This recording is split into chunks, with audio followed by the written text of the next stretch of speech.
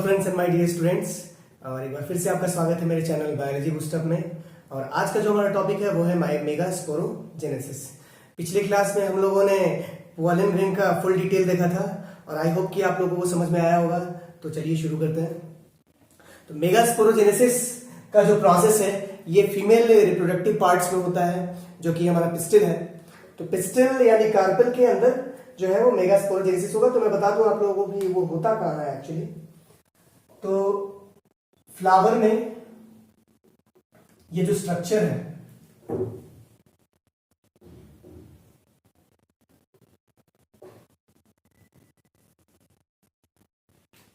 This is the stigma,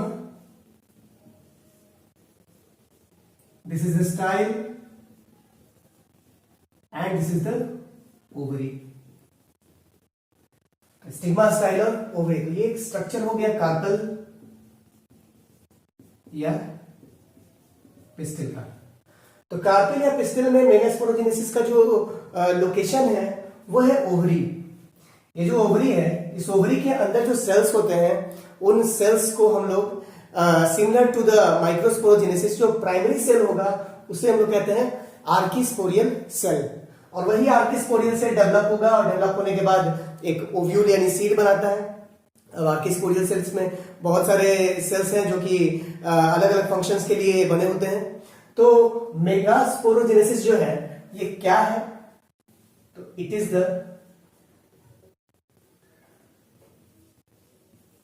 formation of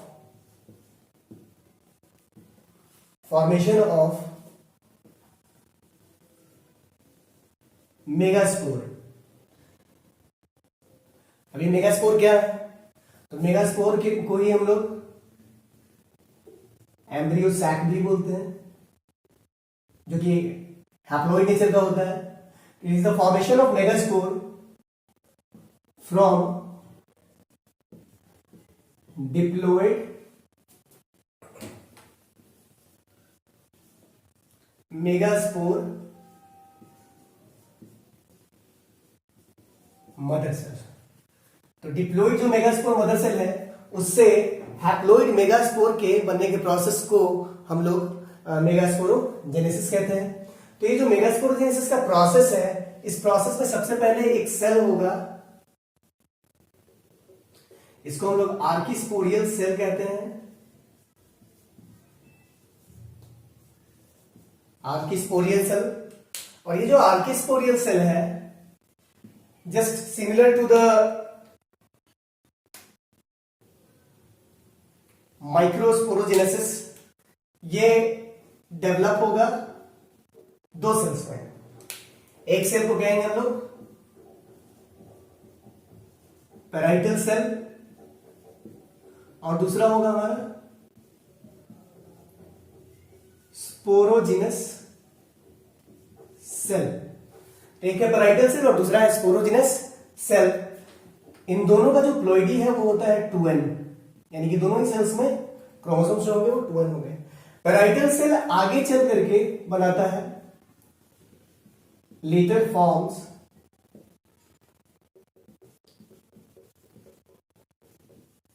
ovule wall, जिसे हम लोग इंटेगुमेंट भी कहते हैं। और ये इंटेगुमेंट दो तरीके का होता है। एक को कहते हैं हम लोग टेस्टा और एक को बोलते हैं हम लोग टेगमेन। ये आउटर होगा और ये इनर होगा। तो सबसे बाहर होता है टेस्टा और सबसे अंदर जो होता है वो टेगमेन होता है। तो ये ओव्यूल वॉल यानी सीड का वॉल है जो बनता है पैराइटल सेल के डेवलपमेंट से। स्पोरोजिनस सेल जो है ये डेवलप होगा, इसका डेवलपमेंट होगा और ये डेवलप होकर एक बड़ा सेल बनाएगा। उस लार्ज सेल को हम लोग कहते हैं MMC। What is MMC? This is the megaspore mother cell. और इसका जो प्लॉइडी है वो होगा 2n।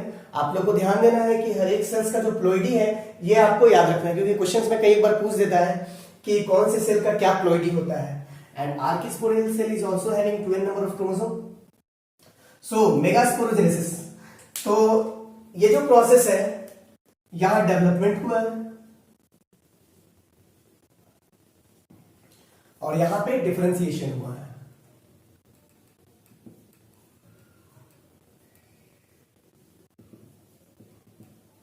तो डिफरेंशिएशन का मतलब हुआ कि एक सेल जो है जब वो आगे चलकर डेवलप होगा और वो डिवाइड करेगा, तो डिवाइड करने के बाद जो सेल्स बनेंगे वो सारे सेल्स अलग अलग फंक्शन परफॉर्म करेंगे। कुछ ग्रुप ऑफ सेल्स जो है वो स्पेसिफाई होते हैं जो कि अलग वर्क जो है वो परफॉर्म करते हैं as compare to the parental cell. तो यहां पे सेल का डिफरेंशिएशन हुआ और पैरेंटल सेल स्पोरोजेनियस सेल बना। अभी जो मेगास्पोर मदर सेल है, इस मेगास्पोर मदर सेल में मियोसिस होगा और जब भी मियोसिस होता है तो मियोसिस से एक साथ कुल मिलाकर 4 सेल्स बनते हैं। तो यहां भी 4 सेल्स बनेगा और ये जो चारों सेल्स हैं कुछ इस तरीके से होंगे। इन चारों सेल्स को हम लोग बोलते हैं मेगास्पोर। और ये जो मेगास्पोर्स है इनमें जो नंबर ऑफ क्रोमोसोम है वो हैप्लॉइड होगा। आगे चल करके मोस्ट ऑफ द एंजियोस्पर्म्स में ये जो 4 मेगास्पोर्स हैं उन 4 मेगास्पोर्स में से 3 मेगास्पोर्स जो है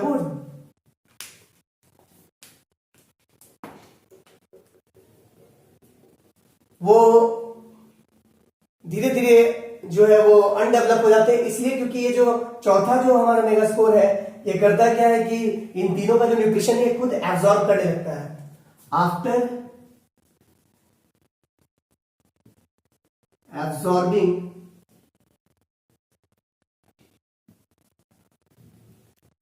nutrients from other 3 megaspores। तो मैक्सिमम जो परसेंटेज है एंजियोस्पर्म्स का उनमें यही चीज होता है कि जो 4 मेगास्पोर्स बनते हैं उन 4 मेगास्पोर्स में से 3 मेगास्पोर्स जो है वो डीजेनरेट हो जाते हैं और एक ही बचता है। तो यहां कुछ इस तरीके का ये जो मेगास्पोर है वो डेवलप होकर के थोड़ा बड़ा हो गया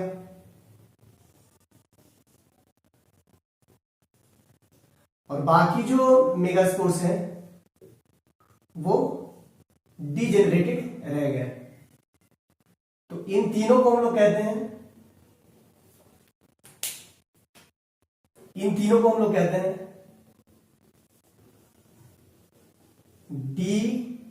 डीजेनरेटेड मेगास्पोर्स। और ये जो बचा है इसे कहते हैं हम लोग फंक्शनल मेगास्पोर। तो एक फंक्शनल होगा और बाकी 3 जो है उसके न्यूट्रिशन को ये जो फंक्शनल मेगास्पोर है ये डेराइव करता है, उनसे एब्जॉर्ब कर लेता है और ये आगे चल करके इसका ग्रोथ होगा। तो ये जो कंप्लीट प्रोसेस है इसी प्रोसेस को हम लोग कहते हैं मेगास्पोरोजेनेसिस। ये जो मेगास्पोरोजेनेसिस का जो प्रोसेस है इसके बाद जो अल्टीमेटली बचा है वो एक फंक्शनल मेगास्पोर बचा है। लेकिन कुछ कुछ जो प्लांट्स होते हैं उनमें जो मेगास्पोर है ये जरूरी नहीं कि एक ही हो। जो मेगास्पोर्स का जो नंबर है वो ज्यादा हो सकता है, मतलब कि ये चारों के चारों जो मेगास्पोर्स हैं वो डेवलप हो सकते हैं। अगर एक मेगास्पोर से आगे चल करके एम्ब्रियो सैक का डेवलपमेंट होता है तो उसको कहते हैं हम लोग मोनोस्पोरिक। तो इस तरीके का जो डेवलपमेंट है मोनोस्पोरिक एम्ब्रियो सैक का डेवलपमेंट होगा इससे। लेकिन अदर प्लांट्स में जो है वो हो सकता है कि 2 बच जाए, हो सकता है 3 बच जाए, हो सकता है कि चारों के चारों जो मेगास्पोर्स हैं वो परसिस्ट करें। तो उस हिसाब से एम्ब्रियो सैक में भी मोनोस्पोरिक, बाइस्पोरिक, ट्राइस्पोरिक और tetra sporic depending upon the cell nature of megaspores. ये जो मेगास्पोर्स है उनके नेचर के बेसिस पे जो एम्ब्रियो सैक है वो मोनोस्पोरिक हो सकता है। तो मोनोस्पोरिक एम्ब्रियो सैक से मतलब ये हुआ कि वहां पे 3 डीजेनरेट हो जाएंगे और एक बचेगा। बाइस्पोरिक का मतलब 2 डीजेनरेट हो जाएंगे और 2 बचेगा। ट्राइस्पोरिक का मतलब हो गया कि 1 डीजेनरेट होगा और 3 बच जाएंगे। और टेट्रास्पोरिक का मतलब हो गया कि चारों के चारों जो एम्ब्रियो सैक मेगास्पोर है वो एम्ब्रियो सैक का डेवलपमेंट कराएंगे। तो टेट्रास्पोरिक भी हो सकता है। तो this is the all about the process of megasporogenesis taking place in the angiospermic ovary। तो ये जो प्रोसेस है ये हो गया। अब हम लोग आगे देखेंगे कि किस तरीके से आगे का प्रोसेस होगा, मतलब ये जो फंक्शनल मेगास्पोर बचा है इसका आगे चल करके क्या होगा, क्या होने वाला है इसके साथ। तो let's move on to the process of megagametogenesis. So now we will move on to the process of megagametogenesis. तो what is megagametogenesis? It is the formation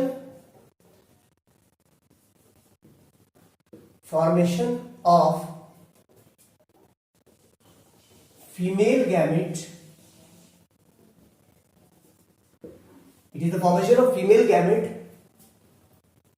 from the functional megaspore due to multiple karyokinesis। तो ये जो process है इस process में जो megaspore है उसके न्यूक्लियस का मल्टीपल टाइम्स डिवीजन होगा और डिवीजन होने के बाद फीमेल गैमेट का जो है वो प्रोडक्शन होगा। तो ये कैसे होता है, किस तरीके से होता है वो हम लोग देखते हैं। तो यहां पे सबसे पहले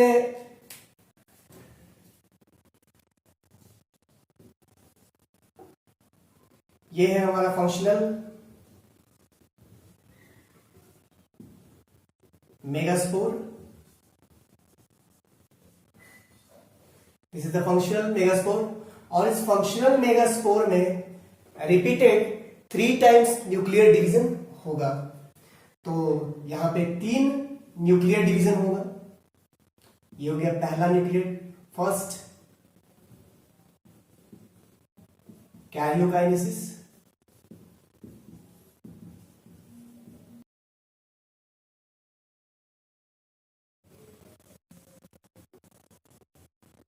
और एक बार न्यूक्लियर डिवीजन के बाद 2 न्यूक्लियाई बनेंगे। This is the second karyokinesis. और इससे ये जो 2 न्यूक्लियाई हैं ये डिवाइड करेंगे और डिवाइड करके टोटली 4 न्यूक्लियस में कन्वर्ट हो जाएंगे। And ultimately all these 4 nuclei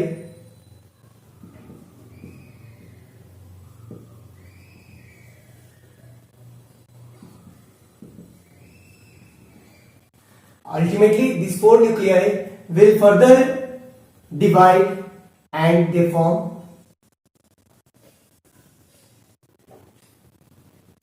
eight nucleus. This is the 8 nucleus। तो ये जो फाइनल स्ट्रक्चर बना है जिसमें 8 न्यूक्लियस है, this is the embryo sac. This is the embryo sac. और होता यह है कि जो एम्ब्रियो सैक है, इस एम्ब्रियो सैक में ये जो 4 न्यूक्लियस ऊपर और 4 न्यूक्लियस नीचे हैं, उनमें से 3 न्यूक्लियस जो है वो पोलवर्ड मूवमेंट करेंगे। तो 3 न्यूक्लियस यहां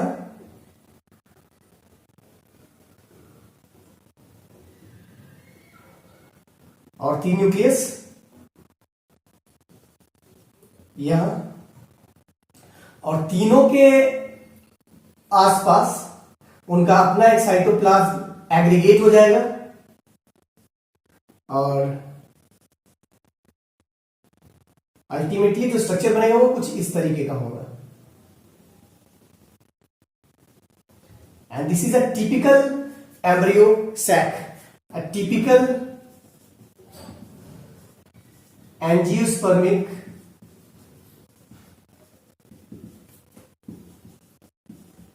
एम्ब्रियो सैक। अब इस जो एम्ब्रियो सैक है, इसमें जो तीन स्ट्रक्चर्स, तीन जो सेल्स ऊपर के हैं, इन सारे सेल्स को हम लोग कहते हैं एंटीपोडल सेल्स, एंटीपोडल सेल्स। अब ये एंटीपोडल सेल्स इसलिए क्योंकि जो जनरल जो ओव्यूल होता है, जो टिपिकल जो एंजियोस्पर्मिक ओव्यूल है, वो एनाट्रोपस टाइप का होता है, जिसमें माइक्रोपाइल नीचे की तरफ होता है और चैलेजल जो पार्ट है वो ऊपर की तरफ होता है। तो माइक्रोपाइल को हम लोग मानकर चलते हैं कि ये एक फीट वाला जो पोर्शन है, जो बेस है वो है, तो बेस का जो अपोजिट होगा that is the anti, and podal that is the base के अपोजिट का जितना भी सेल्स है उन्हें हम लोग एंटीपोडल सेल्स कहेंगे। ये जो सेंटर में जो न्यूक्लियाई है, इन दोनों न्यूक्लियाई को हम लोग पोलर न्यूक्लियाई कहते हैं। और यहां जो दो सेल्स हैं, इनमें पेरिफेरल जो दो सेल्स हैं, इन दोनों सेल्स को हम लोग कहते हैं सिनर्जेट्स। और ये जो सेंटर का जो सेल है, इन दोनों के बीच का जो सेल है, इसे कहते हैं हम लोग एग और फीमेल गैमेट, एग और female gamete.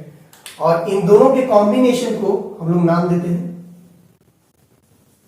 Egg apparatus.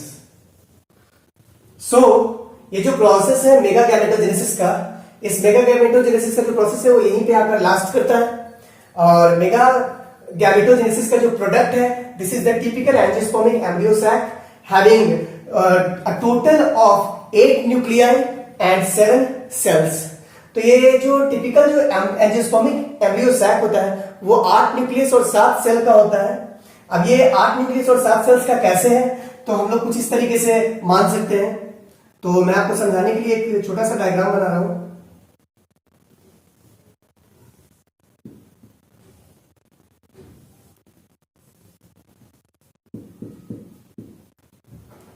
Nucleus को काउंट करना तो बहुत बड़ी बात नहीं है। यहां न्यूक्लियस जो कुल मिलाकर के 1 2 3 4 5 6 7 8 न्यूक्लियस है। बट सेल्स, तो सेल्स की अगर बात की जाए तो पहला सेल्स ये था, इसके हटने के बाद फिर दूसरा सेल ये हो गया, तीसरा सेल ये हो गया, चौथा सेल ये था, पांचवा सेल ये था और छठा सेल ये था। और इन सारे सेल्स के हटने के बाद ये जो बड़ा सेल बचा है, इसी सेल को कहते हैं हम लोग सेंट्रल सेल, और यही है 7वां सेल्स। तो टिपिकल जो एंजियोस्पर्मिक एम्ब्रियो सैक है, इसमें 7 सेल्स एंड 8 न्यूक्लियस होते हैं। तो हम लोग इसे कह सकते हैं कि ये जो typical angiospermic embryo sac is of 7 cells and 8 is 7 celled and 8 nucleated। और ये क्वेश्चंस कई एक बार नीट में पूछा भी गया है कि जो एंजियोस्पर्मिक ओव्यूल होता है उसमें कुल मिलाकर के कितने सेल्स और कितने न्यूक्लियाई होते हैं। तो ये कुछ इस तरीके का प्रोसेस है। और यहाँ पे भी आपको कुछ चीजें हैं जो याद करनी है, जैसे एंटीपोडल सेल्स। तो एंटीपोडल जितने भी सेल्स हैं, उन सारे सेल्स का जो प्लॉइडी होगा दैट इज द हैप्लॉइड। यहां जितने भी न्यूक्लियस या सेल्स हैं, उन सारे का जो प्लॉइडी होगा वो हैप्लॉइड होगा। तो ये आपको याद रखना है कि ये इसके अंदर के जितने भी सेल्स हैं वो सारे के सारे हैप्लॉइड हैं। तो ये था मेगा गैमेटोजेनेसिस।